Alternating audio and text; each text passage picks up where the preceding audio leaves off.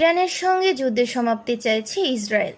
পারমাণবিক স্থাপনাগুলোতে যুক্তরাষ্ট্রের বোমা হামলার পর ইরানের সঙ্গে দ্রুত যুদ্ধ সমাপ্তি করতে চাইছে ইসরায়েল, এমন ইঙ্গিত দিয়েছেন দেশটির ও আরব অঞ্চলের একাধিক কর্মকর্তা।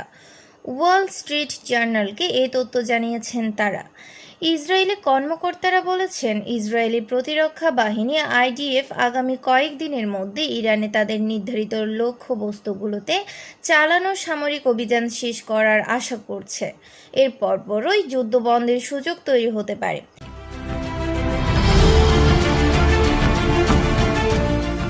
আরবের কর্মকর্তারা ওয়াল স্ট্রিট জার্নালকে বলেছেন, ইসরায়েলের এই অভিযান দ্রুত শেষ করতে চায় বলে যুক্তরাষ্ট্র তাদের আরব মিত্রদের মাধ্যমে ইরানকে বার্তা দিয়েছে।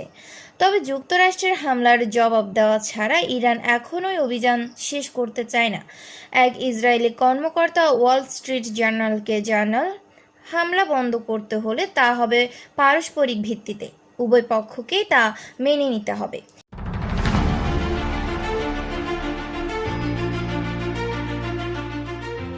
ইসরায়েলে এক কর্মকর্তা টাইমস অফ ইসরায়েলকে বলেছেন, ইরান পারমাণবিক কর্মসূচি বাতিল করতে রাজি হলে ইসরায়েল এখনই বোমা হামলা বন্ধ করার জন্য প্রস্তুত আছে। তিনি আরও বলেন, এই অভিযান বন্ধের বিষয়টি আমাদের ওপর নয়, বরং ইরানের ওপর নির্ভর করছে। আমরা চাইলেই এখনই শেষ করতে পারি। সেক্ষেত্রে যদি একটি চুক্তি হয়, তাহলে ইসরায়েল তার অভিযানের ফলাফলে সন্তুষ্ট থাকবে। চ্যানেল 12 এর প্রতিবেদনে বলা হয়েছে, অভিযান শেষ করার দুটি পথ খোলা রয়েছে।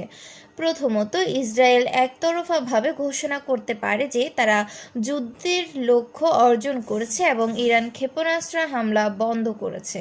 দ্বিতীয়ত, উভয় পক্ষই যুদ্ধবিরতিতে সম্মত হয়েছে বলে যুক্তরাষ্ট্র ঘোষণা দিতে পারে, যদিও ইসরায়েল এটিকে কম গ্রহণযোগ্য হিসেবে মনে করে। এদিকে মধ্যপ্রাচ্যতে অস্থিতিশীল করে এমন কোনো প্রতিক্রিয়া না দেখাতে ইরানের প্রতি অনুরোধ জানিয়েছেন ইউরোপের নেতারা। ডেস্ক নিউজ, জান্নাতুল ফারিয়া, ডাক বাংলা টিভি।